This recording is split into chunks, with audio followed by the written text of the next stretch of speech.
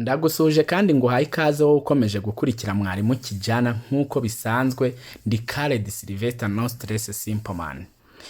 Niba utarakora subscribe wayikora ugakanda no kukazogera kugira ngo inkuru zacu ujye uzibona ako kanya zikigera ku rubuga. Kanda like ndetse na comment kugira ngo ibiganiro byacu bikomeze kukugeraho 5/5 kandi unagaragaze kuri kumwe natwe. Umuntu yitwa umukobwa kuko aba agomba gukobwa. Ni ukuvuga guha inkwano iwabo mu gihe agiye gushaka umugabo. Bamwe ntibafata kimwe umuco wo gutanga inkwano mu Rwanda, gusa hari bimwe mu bigaragara mu mateka y'inkwano ari nabyo tugiye kurebera hamwe kuri uyu munsi. Gukosha ni umugenzo uhatse iyindi yose iba mu muhango w'ubukwe bwa Kinyarwanda. Iyo bamaraga kukwemerera umugeni, nta kindi cyakurikiraga usibye kukubwira ko umukobwa waba ari mukobwa jana cyangwa mutumwa inka, bishaka kuvuga ko baguhaye umugeni ariko bataguhaye inkwano. Mu muco w'Abanyarwanda habagamo inkwano z'ingeri zitandukanye, harimo n'izoroherezaga abantu kubona umugeni nubwo washoboraga kuba ukennye, ari nayo mpamvu usanga kwishyingira no guterura bitarigeze bibaho kenshi mu Rwanda rwo hambere. Mu nkwano z'Abanyarwanda iz'ingenzi ni inka, ikaba inkwano nkuru mu mateka y'ubukwe bwa Kinyarwanda. Yari inkwano ikoshwa uwifite, uworoheje n'ukomeye. Bakundaga kuvuga ngo muradukwera nk'ijana rikinze cyangwa ijana ryumanye.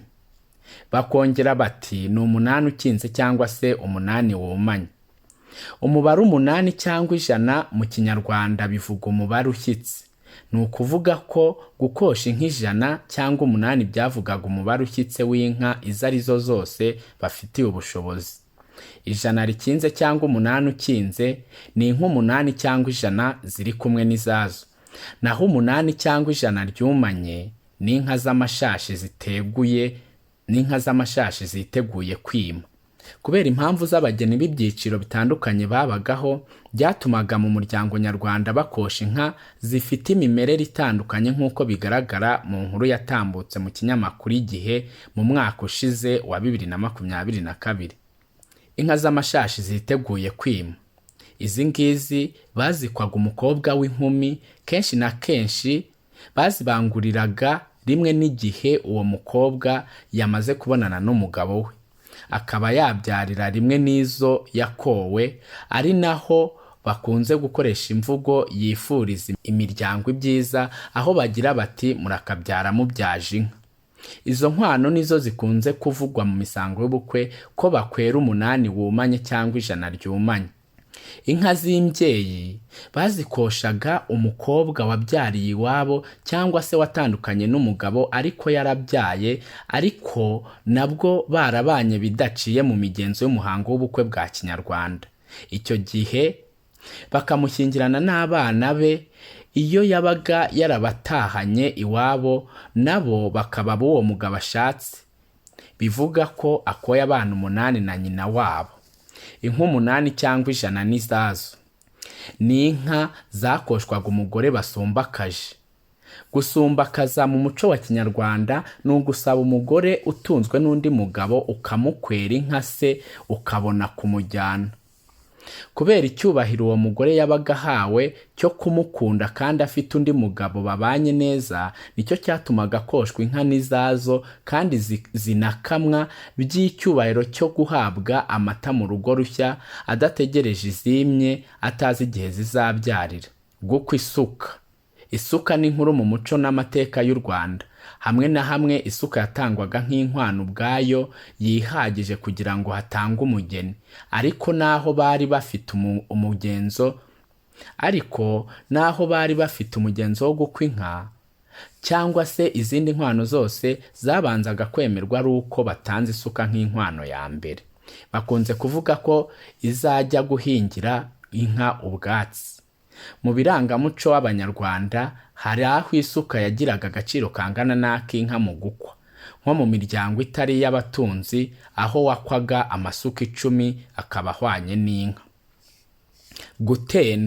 Gutenda nabyo byari inkwano mu Banyarwanda. bikaba bivuga ko mu gihe umuryango wabuze inka yo gukwera umuhungu wabo yashoboraga kujya kwa sebukwe akabakorera imirimo y'igihe runaka gihwanye n'inkwano bamuciye akabona gutwara umugeni we. Hari ugukwa umuhigo. Gukwa umuhigo nabyo byari mu nkwano z'Abanyarwanda. Kenshi na kenshi iyo nkwano yakoshaga imiryango yifite idakeneye izindi nka. Icyo bakeneye ari umukwe ufite ubutwari n'ubuhangange bwo kurinda igihugu n'umuryango we.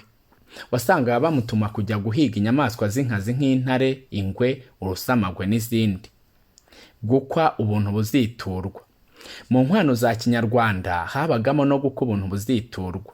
Icyakorwaga icyo gihe ni uko bakwemereraga umugeni, waba nta nkwano ufite bakagushyingira ukagenda ukarwubaka, igihe runaka wazabona ubushobozi bw'inka ukajya gukwa nta kibazo. Gukwa kigeri. Mu nkwano za Kinyarwanda habagamo no gukwa kigeri, bikaba bijya gusa no gukwa ubuntu buziturwa.